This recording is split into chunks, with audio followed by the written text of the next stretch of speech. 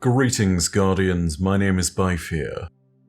In our history as Guardians, we've encountered few figures as terrible in their wrath and power as Saladin Forge, the old wolf who was once the last of the Iron Lords that still chose the profession of war, has been helping to guide the city through crisis and calamity for centuries. He famously commanded the city's defense at the Battle of the Twilight Gap. He was the only survivor of the Battle of the Plaguelands, where well over 100 Iron Lords fell to Siva and its corrupting nanite swarms. He was the one who guided us on our own path to becoming the next generation of Iron Lords. Saladin Forge is powerful, but even he was not immune to Savathun's terrible trickery. He was left in a place where he was more isolated from his peers, thanks to his behavior of hostility towards the Cabal and the peace process with Keitel. In this moment of weakness, Savathun acted to isolate him from others even further and to ensure that he would not interrupt her own plans. She did this in the story told through the lore tab of the Empty Vessel. This deception would isolate Saladin from Zavala, and would further allow Lakshmi too to become a convenient scapegoat, as others were unable to press back against her agenda. The lore tab for the Empty Vessel reads as follows. Armored boots clang down metal stairs as Lord Saladin descends the catwalks between the central tower. The bazaar is otherwise quiet, giving him time to contemplate the strategy needed for his impending diplomatic liaison. I demand a place in the decision-making for... Saladin trails off in thought as he walks. I request addition to your council for... He grunts, shaking his head. Commander, I'm concerned about your inclusion of future war cult in... A grumble. None of it sounds right. Saladin paused to look over the city, where the streets are hidden behind a shimmering pall of digital fog. He closes his eyes, shakes his head, and takes a moment to compose himself. There are no sounds of fighting here, no gunshots, no screams. Those exist only in his mind. Zavala, I would like to speak to you as a friend. Saladin tries, then opens his eyes to the traveler with an affirming nod. You'll need to speak a little louder if you'd like the commander to hear you. The sudden intrusion of a voice, not his own, wheels Saladin around, catching Osiris uncomfortably close behind him. Saladin's expression shifts from shock to embarrassment, concealed behind a mask of frustration. It is unbecoming of you to eavesdrop, Warlock. Please, Osiris dismisses, slowly approaching Saladin. Anyone with an ear could hear you mumbling to yourself. I just happened to comment on it. He gestures with an open hand, then clasps both behind his back. I have a meeting to attend, Saladin insists, turning to make an abrupt exit. Osiris sidesteps, getting between Saladin and the stairs, and elicits an immediate look of challenge from the Iron Lord. Osiris mindfully raises both his hands. Please, Lord Saladin, a moment. Saladin crosses his arms over his chest. Impatience shows in the crease of his brow. Now may not be the best time if you're hoping to find an ally in the commander, Osiris explains as he places a guiding hand on Saladin's elbow, drawing him away from the main walkway. Commander Zavala is under considerable stress at the moment, Osiris continues. While you might see your presence as a reinforcing one, he raises his eyebrows, glancing sidelong at Saladin. You may not be correct in that assertion. Stop talking in circles. Saladin plants his feet. What is it you're getting at? When was the last time you, to put it as you did earlier, eavesdropped? Saladin rankles. I do not eavesdrop, he growls. Then perhaps that is why you do not realize what the overall opinion of your actions are in the eyes of other Guardians. Osiris's tone is gentle, apologetic, measured. It conveys an obvious tone. This news is bad, and he hates to be the bearer of bad news. Saladin is quiet. Osiris sees the lack of outwards defiance as a foothold. He digs in. Many without our shared convictions have questioned your leadership decisions during the recent crisis with Empress Keitel. Osiris dips his head in close to Saladin, voice hushed as if to share a secret. Others suggest that it was you who ordered the assassination attempt on the commander. An Iron Lord would never, Saladin says with a quaver in his voice. I am not. I know, Osiris is quick to softly interject. But not everyone knows you like I do. They make well-articulated and convincing arguments based off of your very vocal stance against an armistice with the Cabal. Closing his eyes, Saladin draws in a slow and calming breath. The sounds of gunfire, shouts and screams are louder now than ever before. Or maybe it's the blood pounding in his ears. All the more reason for me to set the record straight. Is that what you came to the city for? To set a record straight? Osiris presses. Just a minute ago you sounded to me like you wished to ask for a place in Zavala's inner circle. How do you think that might look? Saladin looked in the direction of Zavala's office, hands curling into fist. Lakshmi too is... Let me handle Lakshmi, Osiris insists, once more reaching out a hand for Saladin's arm. This time, the Iron Lord doesn't pull away.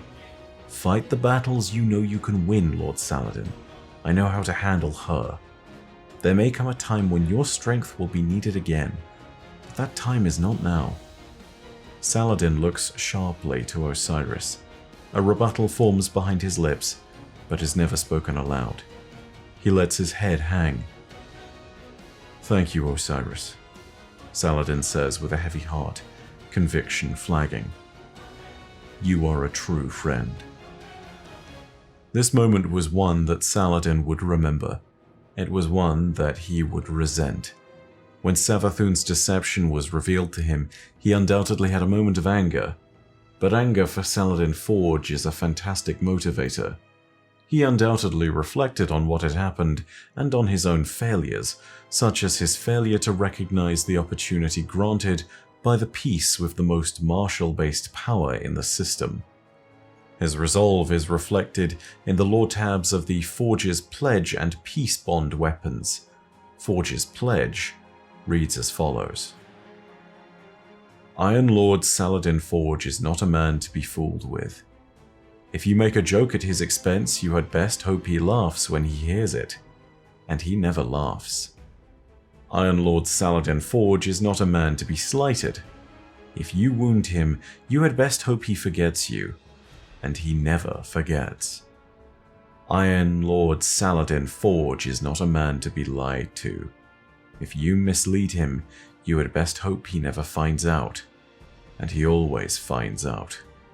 And if, for some unfathomable reason, you decide to pose as his friend and advisor, sow rumors within his ranks, whisper lies in his ear, and lay the full force of your foul deceit upon him, you had best hope that your worm god, your sword logic, your tithes and tributes and reams of ageless bargains are enough to keep you safe.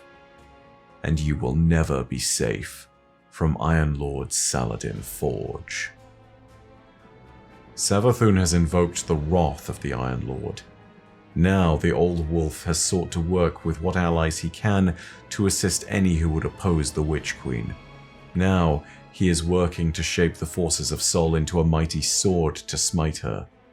Now, as the Peace Bond lore tab reveals, he has begun to work with the Cabal that he once attempted to destroy. The lore tab for the Peace Bond reads as follows. Each passing moment is marked by the click of an analog timer on the wall.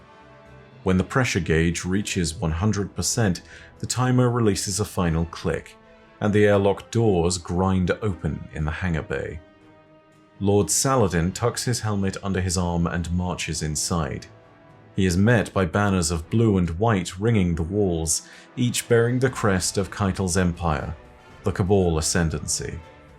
A pair of blue armored phalanxes greet Saladin at the entrance with raised rifles, but the Iron Lord strides past without a glance. The phalanxes slowly lower their rifles and turn toward a heavily armored Valus approaching from the other side of the hangar. You come alone, Valas Orok bellows, reaching up to wrench his helmet off. A pressurized hiss escapes as the environment seals break. "You are bold, Commander." "Lord," Saladin corrects as he closes the distance between them. "My title is Iron Lord." Valas Orok comes to a stop, looking down at Saladin with narrowed eyes. "Iron Lord Saladin," he tests the unfamiliar words with gnashing teeth. "You are bold." "I'm not here for flattery or your formal processions," Saladin rebukes, now within arm's reach of the Valas. Saladin looks up at him, unafraid, undeterred. "How do you want to do this?" The Valas locks eyes with Saladin, then snorts loudly and rumbles with appreciative laughter. "I have a war room," he says in a more conversational tone. No more boasts, no more chest beating.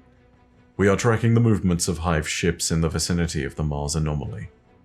There have been developments in the Dreaming City regarding Shivua Wrath you should be aware of," Saladin replies. "Lead the way." Saladin isn't cunning like Savathûn, but to underestimate him would be foolish. Beyond foolish.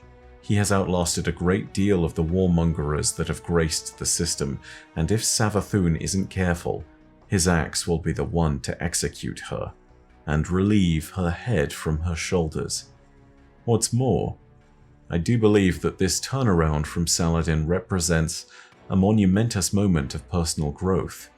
He will go from the greatest opponent to an alliance with the Cabal to perhaps one of the key proponents of it, and maybe even one of its key instigators.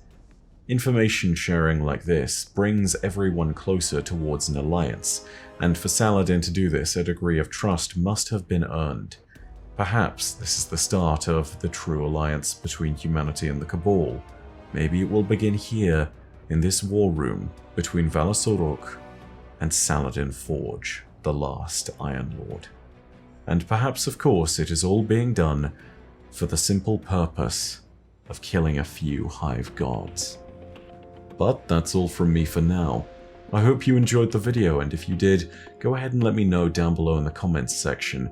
You can also let me know by leaving a like, and of course if you want more Destiny content, go ahead and hit subscribe and the bell next to subscribe to turn on those email notifications.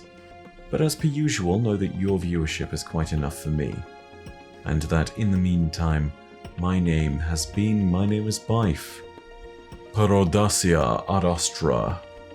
I'll see you, Starside.